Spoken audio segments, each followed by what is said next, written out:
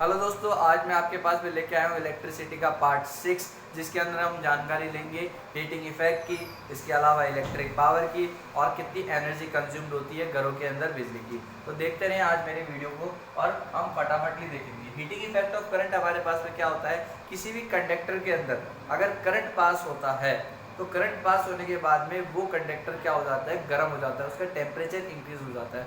उस इफेक्ट को ही हम क्या बोलते हैं, हीटिंग इफेक्ट बोलते हैं। अब ये डिपेंड करता है कि वो कंडक्टर कितना वर्क कर रहा है, क्योंकि हमारे पास में heat is a form of energy.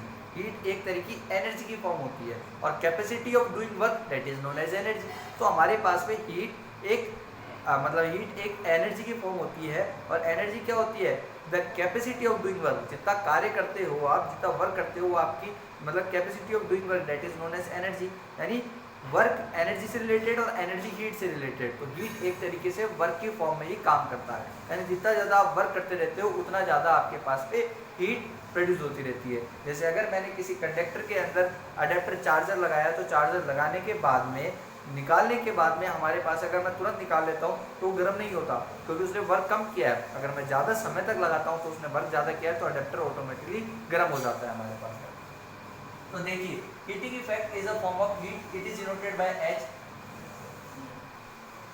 Denote by H. H से इसको डिनोट करते हैं हम। यहाँ पे हमारे पास में जो हीट होता है वो कैसे हम निकालते हैं, हीट किसके बराबर होता है, हमारे पास से वर्क के बराबर होता है। ठीक है, हमने एक फॉर्मूला पढ़ रखा है इलेक्ट्रिक पोटेंशियल का। मेरी जो पार्ट सेकंड है उसके अंदर मैंने बताया कि electric potential V equals to W/Q के बराबर होता है। तो W बराबर हो जाता है हमारे पास में VQ के। Okay, electric potential is equals to W/Q, तो W बराबर हो जाता है VQ के। तो ये वैल्यू हो गई VQ के बराबर हो गई, यानी heat is equals to the V is equals to Q। इसके अलावा साथ में देखते रहे आप, यहाँ पे हमारे पास में Q I is equals to क्या होता है, Q/T, flowing of charge per unit time that is known as current. अब चार्ज इज इक्वल्स टू क्या हो जाता है, I मल्टीप्लाई बाय T, ये हमारे पास से निकल के आता है। तो H is equals to V, Q की जगह हो जाएगा हमारे पास में I मल्टीप्लाई बाय T, यहाँ पे हमारे पास में। इसके अलावा अगर हम बात करते हैं ओम्स लॉ से, अकॉर्डिंग टू ओम्स लॉ से एक फॉर्मूला और बन गया। एक तो H is equals to VQ formula बना, एक बन गया H is equals to VIT, और एक और फॉर्म में लिख सकते हैं हम ओम्स लॉ के बेसिस पे V is equals to IR होता है हमारे पास में। H is equals to IR multiply by IT, इसको हम बोल सकते हैं I²RT। ये होता है हमारे पास में joules law of heating effect, joules law of heating effect. इसके अंदर हमारे पास में जो हीट होती है वो डायरेक्टली प्रोपोर्शनल करंट के स्क्वायर की होती है, हीट डायरेक्टली प्रोपोर्शनल रेजिस्टेंस की होती है, हीट डायरेक्टली प्रोपोर्शनल टाइम की भी होती है। यानी मैं समझाना ये चाहता हूँ कि करंट का स्क्वायर की वैल्यू जितनी ज़्यादा बढ़ेगी उतना ज़्यादा हीट बढ़ेगा। जितना ज़्यादा कंडक्टर के अंदर रेजिस्टेंस होगा उतना ज़्यादा हीट होगा। आप देखते हो कि अपने पास में जो गुड इक्विपमेंट्स होते हैं जिनका रेजिस्टेंस कम होता है उसके वो जल्दी से गर्म नहीं होते। आप देखो किसी लोकल चार्जर को आप लगाते हो, निकालते हो, तुरंत गर्म हो जाता है। तो क्योंकि वो गुड इक्विपमेंट्स उसके अंदर नहीं होते, रेजिस्टेंस पावर उनके अंदर ज़्यादा होती है, resistance capability of obtain the resistance कम होती है, रेजिस्टेंस उनमें ज़्यादा होता है। तो रेजिस्टेंस ज़्यादा होता है तो तुरंत गर्म हो जाता है। और तीसरा कारण, हम जितनी देर तक लगाते हैं, जितने समय तक इलेक्ट्रिकल इक्विपमेंट्स को काम करवाते हैं, तो जितने समय तक इलेक्ट्रिकल इक्विपमेंट्स को काम कराते हैं उतना ज़्यादा हमारे पास में हीट होता है। यहाँ पे SI यूनिट ऑफ H क्या होती है, SI यूनिट ऑफ H, इस हमारे पास में SI यूनिट क्या होती है, जूल होती है। ये आज हमने बात करी किसकी, हीटिंग इफेक्ट ऑफ करंट की, यानी हमारे पास से इलेक्ट्रिसिटी की हीटिंग इफेक्ट की बात करी हमारे पास में। तो यहाँ पे हमारे पास में हीटिंग इफेक्ट ऑफ कंडक्टर भी बोलते हैं यहाँ पे इसको। ठीक है, हीटिंग इफेक्ट ऑफ कंडक्टर। यहाँ पे हमारे पास में नेक्स्ट जो टॉपिक आता है जिसका नाम है हमारे पास इलेक्ट्रिक पावर। तो देखिए आप, इलेक्ट्रिक पावर क्या होता है, आपको पता है the rate of doing work, क्योंकि work done per unit time that is known as power. सीधी सी बात है, फॉर्मूला हमारे पास है rate of doing work. Rate आते ही हम किससे डिवाइड कर देते हैं, टाइम से डिवाइड कर देते हैं। जब भी बना है rate of flowing of charge यानी चार्ज पर यूनिट टाइम, ठीक है, rate of doing of work यानी वर्क को टाइम से डिवाइड कर दे। तो हमारे पास में जो पावर होता है जिसको हम P से डिनोट करते हैं, ये बराबर हो जाता है W/T। अच्छा, H हीटिंग इफेक्ट कौन सी क्वांटिटी की होती है, ऐसा यूनिट ये कौन सी क्वांटिटी होती है, इट इज स्केलर क्वांटिटी। ठीक है, इसकी डायरेक्शन नहीं होती है, इट इज स्केलर क्वांटिटी।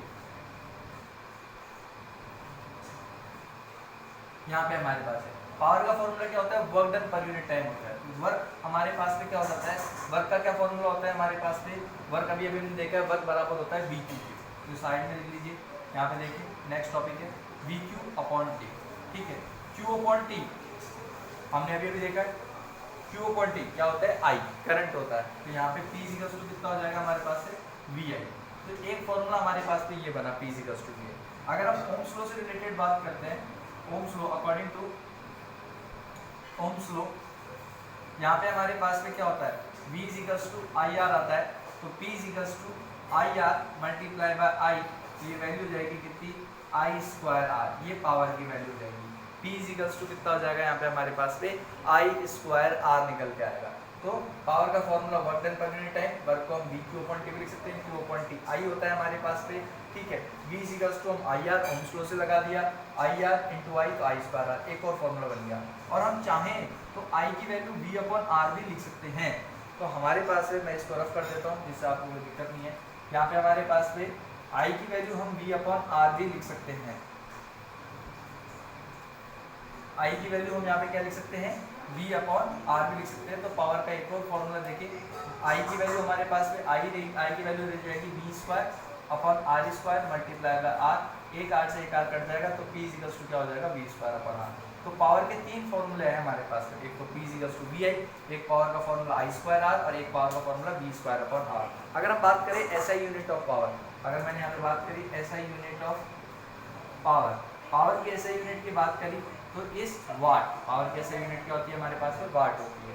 यहाँ पे हमारे को पता है कि जो 1 किलोवाट होता है वो 1000 वाट के बराबर होता है। इसके अलावा 1 मेगावाट 10 की पावर 6 वाट के बराबर होता है, समझ में आया होगा। और एक और इम्पोर्टेंट आता है 1 HP, HP मतलब हॉर्स पावर, तो 1 हॉर्स पावर बराबर होता है 746 वाट के बराबर होता है। तो ये हमने हमारे पास में तीन, हमने एक इम्पॉर्टेंटली चीज लेके चली, तीन ऐसा यूनिट और लेके चलिए। ऐसा unit of power is what. अच्छा, पावर कौन सी क्वांटिटी होती है, स्केलर या वेक्टर? यहाँ पे हमारे पास जो इलेक्ट्रिक पावर या पावर हम बात करें, it is a scalar quantity, it is a scalar quantity. Okay, हम बात करते हैं ना, अगर हम बल्ब लेके आते हैं तो कितने वाट का बल्ब है, तो वो हम डिटरमाइन करते हैं। तो इलेक्ट्रिक पावर एक और निकल के आया, rate of doing work, work done per unit time, work की वैल्यू वी क्यू हमने देख रखी है, क्यू अपॉन टी आई पहला फॉर्मूला, वी की वैल्यू आई आर तो आई स्क्वायर अपॉन आर, आई की वैल्यू भी पुट कर दो तो वी स्क्वायर अपॉन आर के फॉर्म में आ जाएगा। तो ये हमारे पास तीन फॉर्मूले निकल के आए हैं इलेक्ट्रिक पावर के। अब हम बात करते हैं एनर्जी की, यहाँ से देखिए एनर्जी, इलेक्ट्रिकल एनर्जी के बारे में बात करेंगे। ध्यान से देखिए, यहाँ पे हमारे पास है इलेक्ट्रिकल एनर्जी के बारे में बात करेंगे।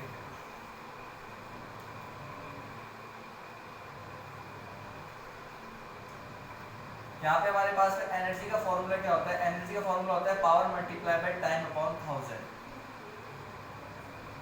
ये फॉर्मूला होता है। इलेक्ट्रिकल एनर्जी का क्या फॉर्मूला होता है, सीधा सीधा मैं फॉर्मूला बता रहा हूँ कि आपके पास पे एनर्जी एक तरीके से वर्क की फॉर्म में ही होती है, लेकिन जो हमारे पास कॉमर्शियल यूनिट ऑफ एनर्जी होती है, जो हम घर में बिजली का बिल निकालने के लिए जो देखते हैं कि कितनी एनर्जी, मतलब यूनिट की फॉर्म में हम बोलते हैं जिसको, तो उसका फॉर्मूला होता है power multiply by time upon 1000। और इसकी ऐसा यूनिट क्या होती है, ऐसा यूनिट ऑफ ई इस किलोवाट आवर भी बोल सकते हो, कॉमर्शियल यूनिट है हमारे पास में एनर्जी की, या फिर हम इसको यूनिट भी बोलते हैं, यूनिट बोलते हैं ना, 3 यूनिट, 1 यूनिट का कितना आया, ये इतना यूनिट कंज्यूम कर रही है, तो वो डिपेंड ही करता है। हमारे पास में पावर हमेशा किलोवाट में होती है यहाँ पे, ठीक है, यानी उसको 1000 से हमारे को डिवाइड करना पड़ेगा, और जो टाइम होता है वो हावर में होता है हमारे पास है, ना कि सेकंड के अंदर। तो एनर्जी की जो वैल्यू लेते हैं हम किलोवाट हावर के अंदर लेते हैं। अगर हम बात करें 1 किलोवाट आवर की, वैसे अगर आपसे पूछा जाता है commercial unit of, commercial SI unit of, यही हमारे पास है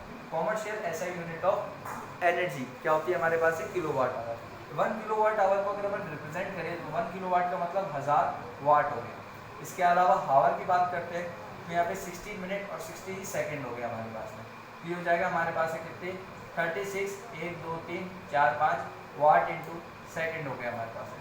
वाट इंटू सेकेंड को ये 3.6 इंटू 10⁻6 फॉर्म में लिख सकते हैं, क्योंकि यहाँ पे 1 2 3 4 5 6, और वाट इंटू सेकेंड को हम क्या लिख सकते हैं, यहाँ पे वाट इंटू सेकेंड को क्या लिख सकते हैं, हम जूल भी लिख सकते हैं। तो यहाँ पे हमारे पास में 1 किलोवाट आवर के अंदर 3.6 इंटू 10⁻6 जूल, आता है हमारे पास पे, तो ये वैल्यू निकल के आई है हमारे पास पे कॉमर्शियल यूनिट ऑफ एनर्जी की। अब इसका एक न्यूमेरिकल करते हैं, ध्यान से देखिए।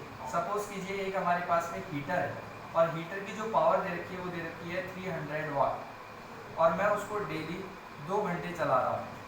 तो एक महीने के अंदर अगर 1 यूनिट की कॉस्ट आपके पास में 5 रुपये दे रखी है तो आपके पास में महीने का बिजली का बिल कितना है। ध्यान से सुनिए क्वेश्चन। एक हमारे पास में हीटर है, हीटर की पावर 300 वाट है, उसको मैं 2 घंटे डेली चला रहा हूँ और एक महीने की अंदर हमारे को कॉस्ट निकालनी है। अगर एक यूनिट का कॉस्ट 5 रुपये, तो हम कैसे निकालते हैं, ध्यान से देखिए इसका सॉल्यूशन। सबसे पहले पावर निकालेंगे, पावर का पावर क्या, एनर्जी निकालेंगे। एनर्जी का formula power multiply by time upon 1000। यहाँ पे पावर कितनी है हमारे पास में 300 है, टाइम कितना है हमारे पास पे 10, 2 घंटे। 1000 से हमने इसको डिवाइड कर लिया, तो एनर्जी कितनी हो जाएगी 600 अपॉन 1000। यहाँ पे 2 जीरो से 2 जीरो कैंसिल, 6 को 10 से डिवाइड किया तो 0.6 यूनिट। ओके, ये एक दिन के अंदर हमारे पास में एनर्जी निकल गई। फॉर 30 डेज, पूरे 30 दिन की अगर बात करते हैं तो 30 डेज के लिए कितना है, 0.6 को 30 से मल्टीप्लाई किया तो कितना आएगा 18 यूनिट। और कॉस्ट कितनी हो गई हमारे पास में, एक यूनिट की कॉस्ट 5 रुपये, तो 18 को मल्टीप्लाई कर दो 5 से तो कितना हो जाएगा 90 रुपये। सीधे हमारे पास में आंसर निकल के आ गया। बहुत इजी। पावर कितनी है, हीटर जिसकी पावर 300 वाट, 2 घंटे डेली चला रहा हूँ। अगर और में नहीं दे रखा तो उसको और में कन्वर्ट करें। अगर ये हमारे अगर और में नहीं दे रखा है उसको और में कन्वर्ट करें। अगर ये पहले से किलोवाट में दे रखा है तो हमारे को 1000 से डिवाइड करने की ज़रूरत नहीं है। ठीक है, 1 यूनिट कॉस्ट, एनर्जी के लिए power multiply by time on 1000, power value निकली टी, सॉल्व किया हमारे पास में जो वैल्यू निकल के आ गई 0.6। 30 से मल्टीप्लाई किया और 30 दिन के लिए एक यूनिट की कॉस्ट 5 रुपये, मल्टीप्लाई किया आंसर है। तो ये हमारे पास में आपको मैं बता देता हूँ, जो CBSE के अंदर CBSE NCERT का जो कोर्स होता है उसके अंदर जो आपका चैप्टर नंबर 12 है वो पूरी तरीके से कंप्लीट हो चुका है। CBSE NCERT का जो चैप्टर नंबर 12 है इलेक्ट्रिसिटी, ये 6 पार्टों के अंदर पूरी तरीके से कंप्लीट हो चुका है। केवल इसके न्यूमेरिकल्स बचते हैं। और इसके अलावा जो हमारे पास में RBSE है उसके अंदर हमारे पास में जो नेक्स्ट पार्ट के अंदर हम बात करेंगे किसकी, मैग्नेटिक इफेक्ट की, जो कि NCERT कोर्स का चैप्टर नंबर 13 आता है। तो NCERT कोर्स का हम चैप्टर नंबर 13 कल से स्टार्ट करने जा रहे हैं और RBSE वालों को अभी हमारे पास में इसी चैप्टर के अंदर पढ़ना पड़ेगा क्योंकि उनका 10 चैप्टर में ही मैग्नेटिक इफेक्ट भी आता है। तो देखते रहिए इस वीडियो को, और कोई भी परेशानी आती है तो आप कमेंट बॉक्स में प्रॉब्लम लिखना ना भूलें। Thank you.